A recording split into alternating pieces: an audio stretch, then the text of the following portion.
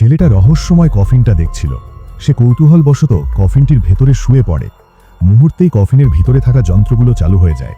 তখনই হঠাৎ নীল বিদ্যুৎ রশ্মি ছেলেটার চোখে পড়ে, আর ছেলেটা অজ্ঞান হয়ে যায়। এই দৃশ্য দেখে ছেলেটার বন্ধু পাশে থাকা ছেলেটাকে বলে, দেখ তো কি হয়েছে। পরে তারা দুজন ছেলেটার নিঃশ্বাস চেক করে আর ছেলেটাকে জাগাতে চেষ্টা করে। তখনই হঠাৎ ছেলেটার আত্মা পিছনে হাজির হয়। ছেলেটার আত্মা এগিয়ে আসে, দেখে নিজের শরীর নিচে পড়ে আছে, কেউ তাকে দেখতে পায় না।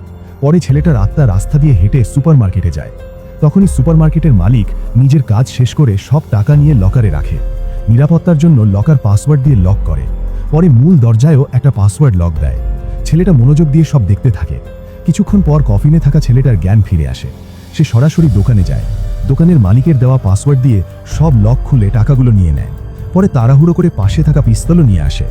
ছেলেটা বাড়িতে গিয়ে তার বন্ধুকে সব বলে, আর ছেলেটা তার বন্ধুকে কফিনের কাছে নিয়ে আসে। বিষয়টা দেখার জন্য হাঁটতে না পারা ছেলেটাও কফিনে শুয়ে পড়ে। পরের মুহূর্তেই যন্ত্রগুলো চালু হয়ে যায়, আর ছেলেটার আত্মা একটা বাড়ির সামনে হাজির হয়। এটা ছিল ছেলেটার পছন্দের মানুষের বাড়ি। মেয়েটা ঘুমানোর জন্য শুয়ে পড়ে। তখনই ছেলেটার আত্মা দরজা ভেদ করে রুমে ঢুকে পড়ে। ছেলেটার আত্মা মেয়েটার কাছে এগিয়ে আসে আর মেয়েটাকে কিস করে।